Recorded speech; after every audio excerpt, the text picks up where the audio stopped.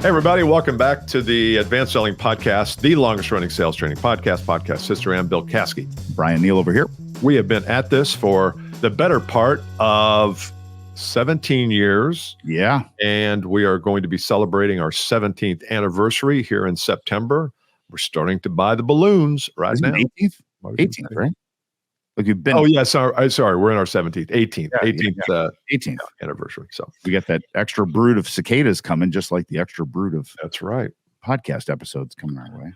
So if you're a new listener, here's what you should do. Go to advancedsellingpodcast.com, scan down about halfway down that page, and there are our top 20 episodes. Make sure you also get in the LinkedIn community. You can go to advancedsellingpodcast.com/LinkedIn, and that'll take you right there. We'd love to hear from you. And you know what we should do, Bryan, sometime, we haven't done it in a while, is ask our audience what their biggest challenge is as they seek to grow their business. We've not done that in a while. Well, we just did. Well, we should do that. So here's what we'll do. In the LinkedIn group, we will put a link to a separate page outside of LinkedIn where we just ask you that question. What's the number one challenge, number one issue you have as you try to grow your business this year? It could be my boss is a jerk. It could be customers don't behave properly. It could be I'm not motivated. It could be anything. And let us look at, we'll probably get a few hundred of those back. And let's see if we can solve some of those problems. We have not done that in a while. We should. So anyway. Like a listener name the episode game. Name the episode. You name the episode. It's kind of like Scenes from a Hat on what's that show called? Whose Line Is It Anyway? It's one of my favorites. Like Scenes from a Hat, where they suggest an episode. So we'll give them two fields there. One is what's the biggest challenge, and then if you were to have an episode devoted just to that, what would you name it? Name the episode. I like. And we'll name it. We'll name it that. You watch us. We got a great little shout out today. I'm not gonna, we don't have permission to name people's names, but I'll just use initials JFP. There's a big list of like 124 podcasts someone put out, like 124 podcasts, like business podcasts. Someone said, this is a great list. Someone put it out there, and this other person JFP forwarded it. He said, surely great podcast, but the OG is always my fave, Advanced Selling Podcast by Bill Caskey and Bryan Neal. Isn't that nice? That was very nice. JFP wasn't Jimmy, was it? Jimmy. No, that's a callback. Speaking of callbacks, what? Yeah, I was going to say, you're probably going to go into it, but we've had some microphone issues the last few episodes. And as adamant as we are about sound, we are sorry about that. I didn't realize that my last episode was not going through my mic. And the one before that, we had some Wi-Fi issues. So we are back on stream today. We got it figured out. For 17 and a half years, we're our own tech people. Figured our stuff out. And I did mention that I had a pet peeve, and it was going to be a tangent. I'm on LinkedIn here, and that was what kind of reminded me of it too. Is it the LinkedIn goodbye? I probably said this before. The LinkedIn goodbye when you're leaving a company. People give this like 4-page sayonara goodbye, like to thank Bill and the Academy for having me in. And the 3 years have been so good. I couldn't have done it without the following people. Then they list every single person on their team, and da da da da da da da. And then they say, I can't wait to announce what's next for me. And then they in the post, like, I'm like, oh my God, where's Bill going? I can't wait to see what job Bill got. I'm going to log in Monday morning at 6 a.m. and see if I can find out who hired Bill and see if he got promoted or what his job is. Well, what the real answer there is, I got fired and I can't wait to find out where I'm going. I mean, if you got promoted, I don't know that, and good for people. So many people do that, and it's nice. And I don't know. I just, it's just not a Gen X thing we do. You know what I mean? Yeah, I don't know. The announcement, like the big announcement where I'm headed. Like, oh my God! Are you going to watch that? Are you going to watch where Bill's headed? Apparently, Bill's going to announce where his next job is. I can't wait to be there Monday at noon. Yeah, I mean, if you're Tucker Carlson or Don Lemon or somebody like that who has millions of followers and you're going to be doing something different, I can see that being a legit thing. But if you're Joe Smoke, you're an AE, in SAS AE, probably not. Yeah. All right. So our topic today, we spent a little time last week on the softening of the market and what can we all do. And as we started to explore that, it becomes apparent to Bryan and I both that there might be another level of issue, which is, how do we change?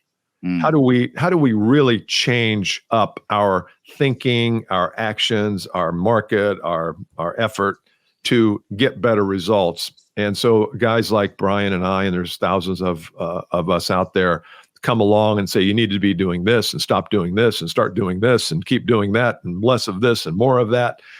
And I feel sometimes like it falls on deaf ears because there's so much, start shooting more LinkedIn videos. Okay, when am I going to have time for that? I got, 3 hours a night. I'm watching Netflix, so I can't do it then. So I think we need to be better. We coaches need to be better at talking about change, because if we just keep talking about what to do and don't talk about the origin of change, it's a waste of time for all of us and them. Right. Well, I start all of my new programs with a little speech. And we talk about this in our sales process at Blind Zebra. Then I also talk about it live with the team. And it's a list of assumptions that I have. And one of the assumptions that I make is that you're already really good at what you do. Is assumption one. And assumption two is that you're already really good at what you do and you want to continue to get better at what you do. And if either of those two assumptions is wrong, you just tell me right away. Either tell me you suck at what you do, or tell me that you're really good at what you do and you don't really care to get any better. Now, most people, true or not true, will agree with those two things. Like, I feel like I'm pretty good. So I think one of the problems we have as coaches, it's so funny to play it out loud, is if I come and make a suggestion to Bill to try something, the person receiving it, Bill receives it as my recommendation to try something that's different than what he's doing is me condemning what he has been doing or stating what he's been doing is wrong or incorrect or poor. And it's not at all. Sometimes they're completely unrelated. Sometimes I want him to keep doing the thing he's been doing and add this thing that I'm teaching him. And so I think that's the first step, is to say, when Bryan or Bill suggests something, are what they saying? Are they saying that what I've been doing is wrong? No, usually not. Almost never. It's not that.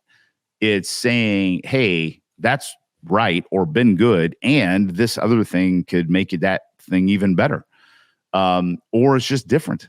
Or so you're saying that when the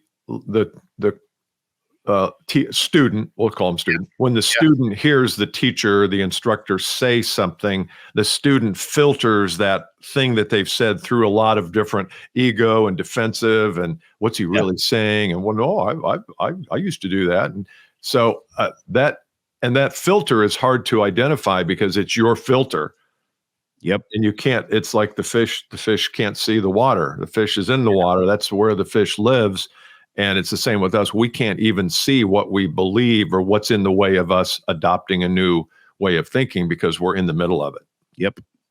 And the fish assume the water is, which it is for fish, the best environment for them. Bad example. And so for us in sales, we have to assume that we have to be open that there may be other and different environments or different things to do that could work as good or better for us. At least be open to that. That's the thing. Yeah. Because in no way, shape, or form am I ever coming in and saying that. There's never the intention to say that's a bad thing. Right. It's not the intention. But if let's play this out a little bit. So I come into your company and you want to get to a higher level of income personally or corporately. And I know that if you stay on this path of the way you're doing it, you know it, you, Mr. VP of sales, and I know it, it ain't going to happen. So the path at some point has to vary, has to be different. Yeah. Don't you think that when how do I say this? So then we go into the sales team and we say, here, if you're going to get to this number, you're going to have to do that. It still feels like you have to become the person that does that before you do that. Mm-hmm. You have to become, I know you've talked about be, do, have before, but I also think it's the deeper part of that. who do I need to become so that this behavior that Bryan and Bill have said to me that I need to be doing is easy for me and it's going to lead to the results? Because if I'm not becoming that new person, I'm trying to be the old person doing this new behavior, it's going to suck. It's not going to work. Totally. Or I'm not going to do it. Yeah. So it's that, who do I need to become in order to make the behavior that they've told me that I need to do easier and more organic, and I'll be more skilled at it. And I think that's the problem. Yes. Yeah. I'll give you a real example. Got a client who has been in a massive growth environment for a long time, like 4 years. Part of it's a capacity constraint issue in their industry where there's not enough capacity. So they're in the environmental waste world, and there's just not enough capacity, and people have environmental waste that they need to disposed of, and there's not enough plants to process it all. So prices go up, and it's like, get in line, dude. So selling is easy. It's easy. Yeah. It's like, well, I can process your stuff. Yeah. In 18 months, get in line. So selling's been easy. Yeah. You know what I mean? Well, that's changed. All of a sudden, capacity is up. That's normalized. Now we got to sell again. So the prices have changed. So we're working on pricing with this group. What they didn't have, this is the becoming part, Bill. What they didn't have before we started working with them was they didn't have the concepts of abundance and detachment in their ether, in their world, in their head, heart, and soul. So they thought when the price differential was big, like 2x, meaning my client was at $5 and the competitor was at $2.25, they didn't have permission to walk away. Yeah. The gap's too big. And we did a session last week, and it was like half the room they were there because we've been working with them for about a year. And then like, what do we do here, gang? Half the room's like, leave. We can't touch it. Walk away. It's abundance detachment. And I'm like, the other half was like, oh, hard. You can't do it. Can't do it. But then they all of a sudden though, they were like, I could see them like, I can't. Some of them can't. Now some of them will never get there. But it was nice to see them roll. You know what I mean? It's like one at a time. They're like letting go. Like go there. You're bringing them along one or two at a time, and some won't, but they all might. Yes, and yeah, I think that you mentioned it's got to be in the culture. One of the things that we've gone to a 5-part framework on how to grow your business, and part number 1 is that ethos. It's that company vibe. It's the company culture, and it's the mindset it's the corporate self-image and the corporate mindset before it's the individual self-image and mindset. And it sounds like a throwaway culture. Here comes somebody else talking about culture. No, if you have an attachment culture where you're attached to every frickin' deal, it is an ugly culture. And you can put all sorts of incentives on it, and you can put nice branding and everything. But if your people feel like they have to get every last piece of business, it will burn them out.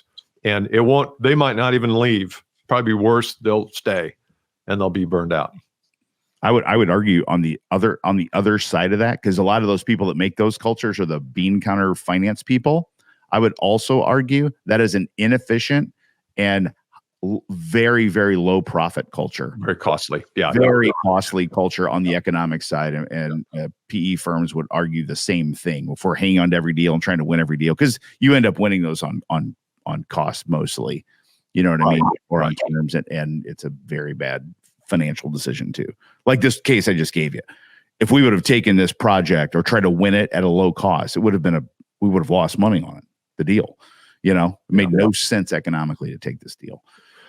So I guess the bottom line here for listeners, if you feel like there's a part of your achievement process or cycle or sales cycle that's not working, we're going to give you a chance on the group. So if you're not a member of the group, go there and we'll give you a chance to weigh in. But if you're feeling like, you know what, maybe I'm that person, because it's easy to listen to us and say, well, thank God that's not me. They're talking about Charlotte.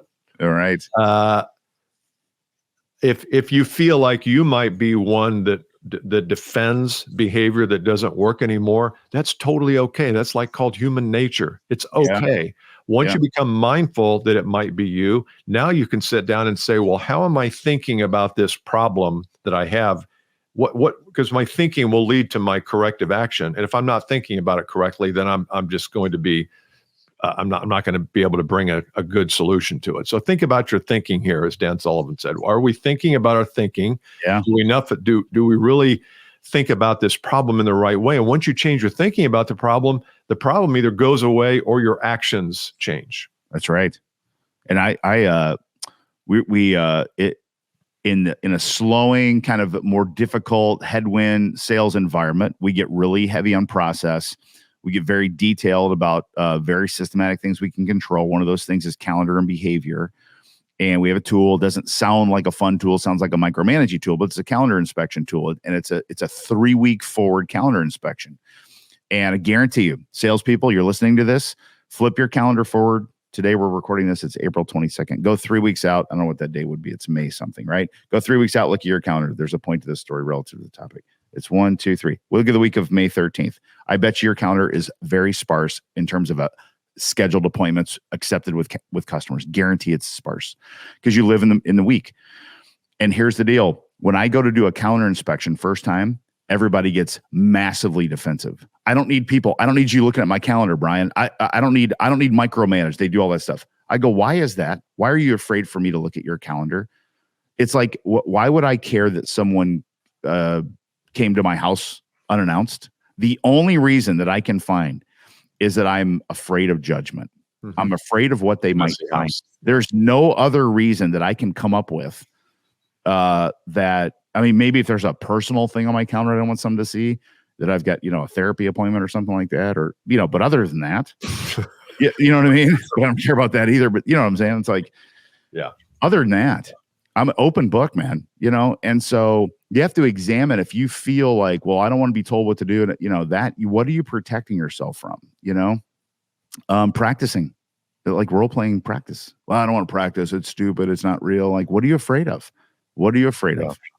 And I think all these things are personal defense mechanisms that are fear-based. So that might be. So the first question is, how are you thinking about, let's say you are not making cold calls and you should be, and you're not, because that's why your appointment book is sparse, because you're not making the call. So let's get into that. Let's get into, well, what's your thinking behind these cold calls? Well, I don't like the rejection. Okay, well, why don't you reject them before they reject you? So let's take rejection off the table. Let's go make these calls like we're giving people, which we are, an opportunity to see if we can help them solve a freaking problem. How about that? How about if we change the dynamic a little bit?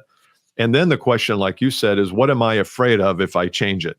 Am I afraid that it's going to be massively successful and it will cause me to put into question all the things I've done? I mean, we're already in this world, we're questioning a lot of stuff right now. I think it's really a good thing. We're questioning a lot of things like education and college, the value of this stuff, and how we work. We didn't question staying home for a while, and now it's like, well, why do we need to go into the? So we're questioning a lot. You need to question yourself and ask yourself that question of, what am I afraid of here if this is successful? Because I bet you can come up with something. Yeah. Why am I afraid if my boss sits in on a call with me? Why am I worried about that? Why do I care that Bill Caskey comes in and coaches me? Why am I afraid of that? Why am I afraid of trying a new idea that Bryan Neal or Bill Caskey gives me? Yeah. What is my resistance around? Yeah. Question that stuff. It's good. It's in there. It's really good. The answers are inspiring too, because once you find the answers and it's you that have come up with them, then it's like you can secretly take away all those old thoughts and embrace new thoughts. You don't have to tell anybody. You just change almost overnight. So it is so freeing. If you do this, all these weights come off of you. It just lifts. It's just so great. Yeah. So great. Okay. So I'm committed to putting up a page. We'll put it in the LinkedIn group. Okay. And it'll just be a simple question like, what's your biggest challenge? As you look at the next 12 months, what's your biggest challenge in generating revenue? Anything goes. And then we'll have you name the episode if that episode makes it. That'll be fun. On the LinkedIn group, that'd be fun. Name the episode. That's good. Name your own episode. Maybe we'll Bill and I put it on our LinkedIn feeds too, and put it on the website too, so you can find it multiple places. Advanced Selling Podcast, same page, same link. Perfect. All right, man. Okay. All right. Talk to you next time. Bye. Bye.